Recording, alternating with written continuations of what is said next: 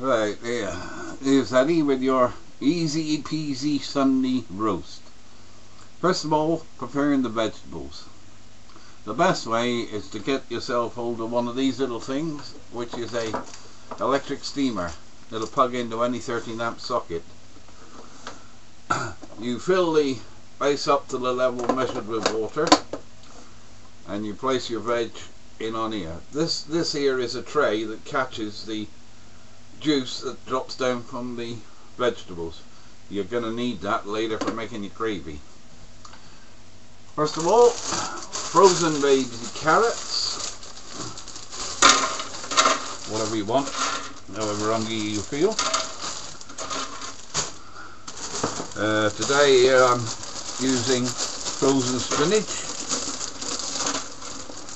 All these can be replaced by fresh vegetables.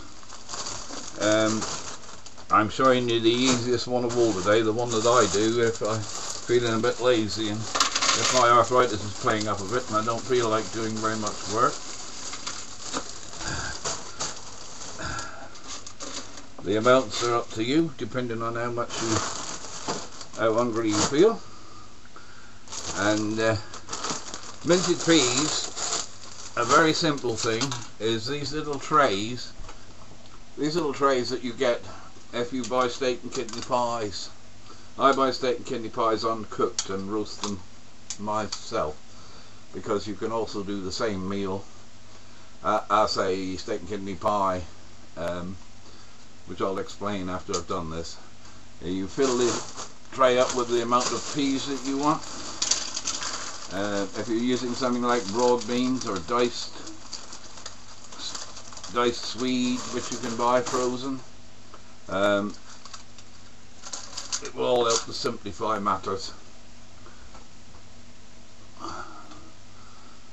Simple as that. And pop the lid on, and that's your vegetables ready to be steamed. Right, that's the vegetables sorted away. Next, while the vegetables have started to cook, you prepare the chicken. This is something you can easily buy in the supermarkets, frozen chicken breasts, and it's very simple.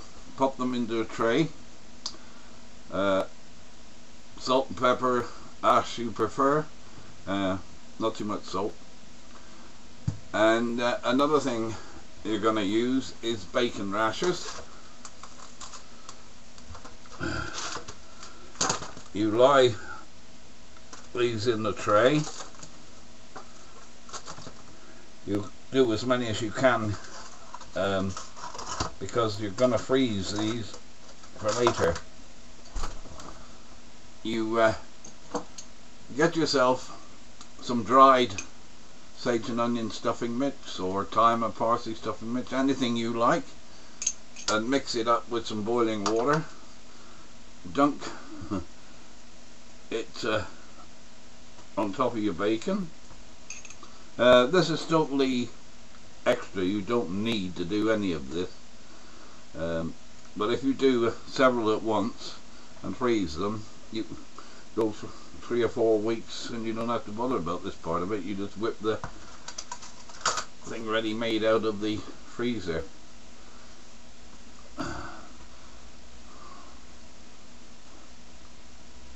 Depending on how you like this stuff, put the amount that you like in. You spread it over the bacon, and then you take the bacon and roll it up. I think they call this something like Devils on Horseback or something, some stupid name. What's in a name anyway? Still tastes the same. And roll them up. Now there's 2 there. I usually normally do as many as 5. And your chicken, English mustard, not your rubbishy French, German and American mustard, English mustard. And take a knife and spread it over the top of your chicken so it covers all the top of the chicken. This will keep the chicken from drying out, and it will also flavour it. Don't worry about mustard being hot, because the cooking process will take all the heat out of it. You won't even know there's mustard on there. But it does help stop the chicken drying out, which, if you've ever tried dried out chicken, you'll know what I mean. In actual fact, to cook this meal takes me less time than it actually takes to explain to you how to do it.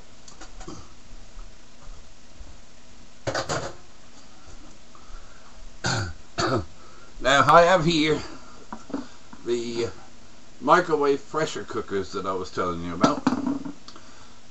I've done a potato in it, 4 minutes in the microwave, a couple of pieces of potato. If you're really lazy, you go out to and buy frozen roast potatoes and just pop them in. Little bit of salt over the potato, and you're ready to go to your oven.